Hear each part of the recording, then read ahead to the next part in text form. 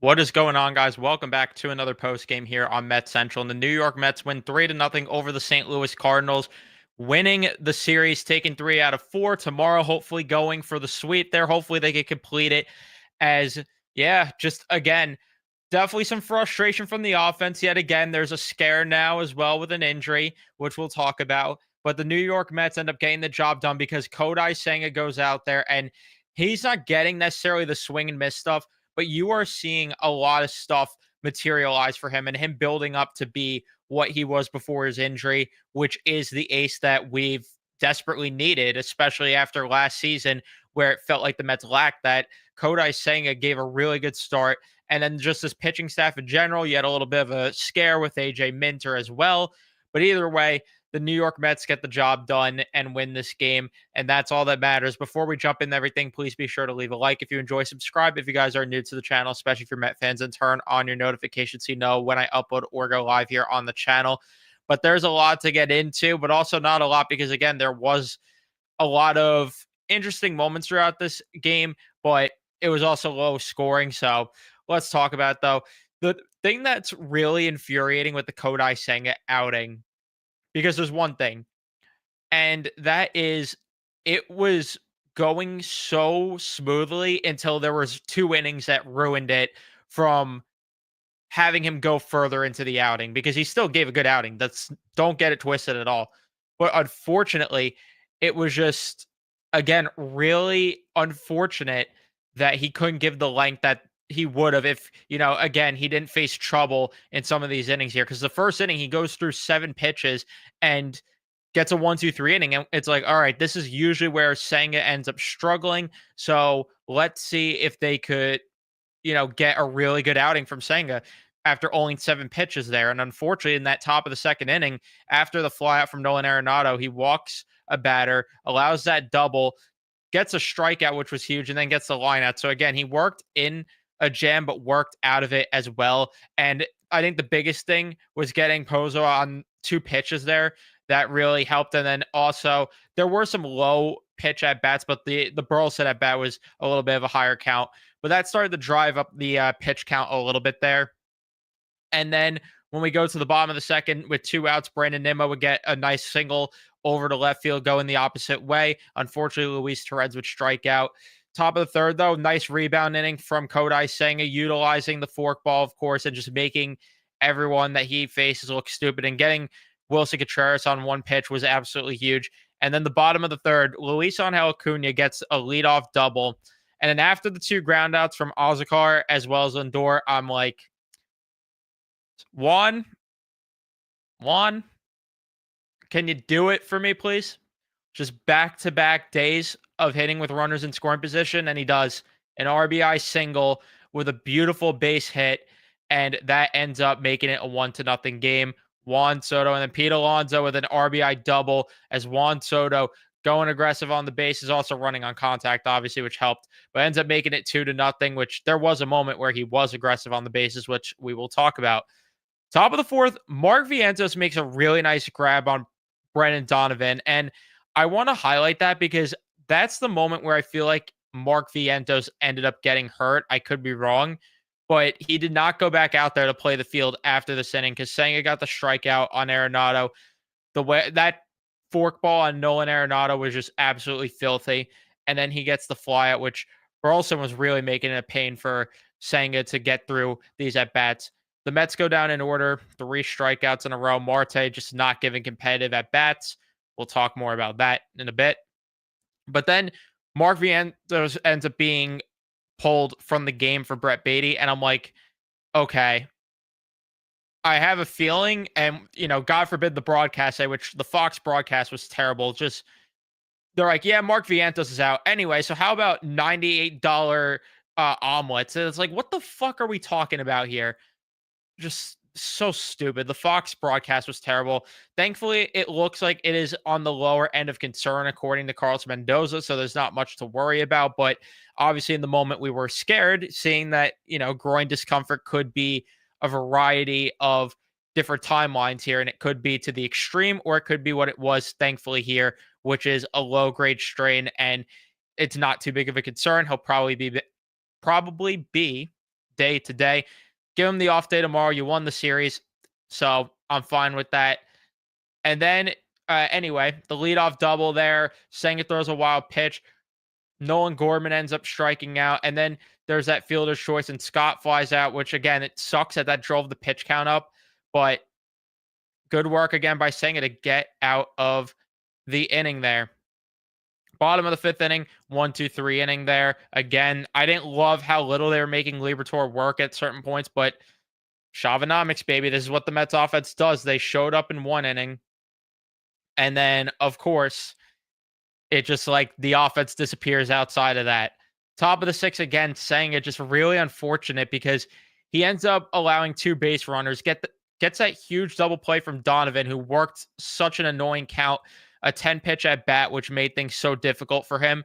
But he ends up getting out of the, or he doesn't get out of the inning. He hits Arenado is what I meant. And then Garrett gets out of the inning for him. But it's annoying that he got himself out of trouble there with that double play. And then he couldn't end up finishing the inning because he hit Arenado there, which I don't know why Arenado acted like it was. Again, I'd imagine it didn't tickle, but I think he was going a little extreme with the reaction there. I don't know how it was for him, but either way, the bottom of the sixth inning, Juan Soto gets a single to lead things off. Pete Alonso flies out. Soto stealing a bag, which was really nice to see. And then Brett Beatty, who came into the game late, ends up drawing a walk, a 4-pitch walk too. Can you believe it? I can't. Starling Marte flies out. Another uncompetitive at bat from him. Brandon Nimmo flies out. And then Reed Garrett gives a 1-2-3 inning. I don't know if I've said it before, but Reed Garrett has changed my life for the better. Bottom of the seventh inning, there was a single from Jose Azocar, but unfortunately, the Mets would end up doing that with 2 outs, and no one would drive him in. AJ Minter, really concerning what we saw from him today. 4-pitch walk with the first batter, gets the ground out from Nootbaar, and then walks Wilson Contreras, gets the force out, and then walks Nolan Arenado. But thankfully, Lindor makes a really good play on Alec Burleson to get out of the jam there, which I was scared. I really thought in that moment that they were going to shit the bed there. And I was really surprised. And you know what? Credit to Minter and credit to Mendoza for leaving Minter in, because Minter worked his way out of trouble there. But I will say, the one thing that I didn't love is I didn't love that Budo was going to be the guy to come in that spot if, things went south there. At that point, I felt, all right, you got to put Diaz in. And I guess at that point, they thought Budo would be in because the damage is done, but that shouldn't be the mentality there. They should have had Diaz, I thought, on the ready to come into the game there and try to work maybe a 4-out save. But at the same time, I get it. It's early in the season. You don't want to waste bullets, and Diaz has looked shaky. Let's, be completely honest here. Pete Alonso with the huge insurance run in the bottom of the 8th inning, and then Marte, golf claps for him as he gets a single. But Diaz, thankfully, was sharp today. He was completely missing the zone on the first 3 pitches, ends up getting the strikeout, gets another strikeout on Gorman, and then gets the ground out there as the Mets win. Yeah, really good stuff from the pitching today. Kodai Senga gives 5 2/3 of an inning, only allowing 3 hits, only allowing 2 walks, getting 4 strikeouts. The forkball, lively today from him. Nothing new, though, right? Because 16 swings, 16 swings, 7 whiffs. That would not make any sense at all for it to be 17 whiffs. But 16 swings, 7 whiffs on the forkball. Really good. And I loved the way that he was utilizing the cutter and then even throwing a couple of sliders here and there, which was really nice to see from him. I thought Kodai Senga was great, even though maybe you want more swing and miss stuff from him and you would have liked the pitch count to be lower, so he could have gave more length. I thought he was fine. And again, this is what we talk about with Holmes. This is what we've talked about in general. You have to play the patient game with a guy like Kodai Senga and, like I said, with Clay Holmes, but especially Senga, who did not pitch all of last year, and he's working his way back up. And it's just unfortunate that the pitch count got as high as it did. But it was encouraging to see that they let him go to almost 90 pitches today as well. So that's really encouraging to see going forward. Reed Garrett, like I said, really good stuff. AJ Minter, the control was not there at all. In terms of the stuff, it was there. I mean, the velo was actually up today, but he did a really good job getting out of the gym there. And then Diaz, the velo was not there today, but he ends up getting the job done. So I will sit here and absolutely take that. The lineup, definitely some concerns outside of Soto and Alonso both going 2 for 4. And then, of course, each getting RBIs, Pete with a pair of RBIs. But 1 for 7 with runners in scoring position, you would have liked maybe for them to drive in more, would have liked for them to potentially get more traffic on the base paths. But either way, they end up winning 3-0. There's games like this throughout the season. And like I've been talking about, you got to be able to win these types of games because when the offense does get hot, then you should be a really dominant team. It just, again, I'd like to start seeing the offense turn a corner here. I really would like to see them start to get going consistently. But again, when you have someone like Starling Marte in the middle of the order, which there is no reason for him to hit any higher than 7th, in my opinion, at this point. Yeah, that doesn't help because he doesn't take any competitive at bats. And I'm so serious when I say that when Alvarez comes back, I would rather carry 3 catchers than carry Starling Marte on this roster. He doesn't play the field anyway. So I'd rather just have Alvarez DH or even Torrens DH and then have one of them, the other, like I said, be the DH there, one of them be the catcher, and maybe you get more because Starling Marte is giving nothing. Sorry, I'm just, you guys know my feelings, and I'm just over it with him. I'm going to bring it up almost every time he plays. But let me see what you guys are saying in the chat. Leave a like if you haven't. Subscribe. I'm not going to be live for too long just because I want to get back to watching the Knicks game as soon as possible. But let's see what a team we have. Get the sweep with Holmes on the mound tomorrow. Hopefully, nice little Easter Sunday win would be nice. The broadcast made my ears bleed. Same. Wainwright's just not made for TV. Like, I'm sorry, he's just not. Who cares about the leadoff double that we miss? How about those chicken tender prices? Yeah.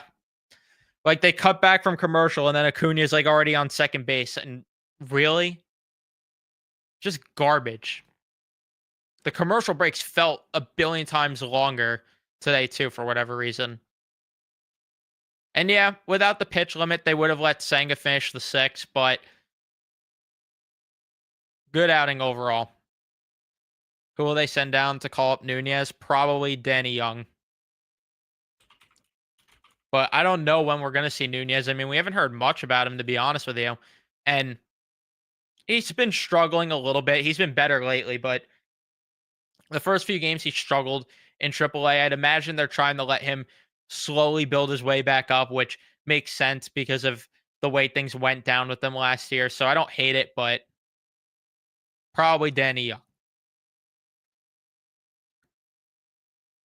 This is a conversation we'll have later in the season, but if he keeps doing this, it's definitely getting there. And I'm at the point, too, where I'd rather see Winker go up there lefty-lefty. They're not going to do it, but I'd rather that at this point because, and I'm not saying you're saying they're going to do it, but it's just to a point where you're not getting anything from Marte. I'd rather at least Winker go up there and maybe draw some walks. Or again, you could even go about it where on the days that you're using Marte as the DH, instead Vientos DHs, and then you work around with your infield a little bit differently. Maybe that's something that would be more of a conversation when McNeil comes back, but I'm not quite sure. But anyway, I'm going to wrap things up here. Sorry for keeping it short. I just want to go back to watching the Knicks game here. Just thought I'd do a quick little post-game live. But thank you for watching. Leave a like if you enjoyed. Subscribe. Turn on your notifications so you know when I upload or go live. And I'll see you guys in the next one.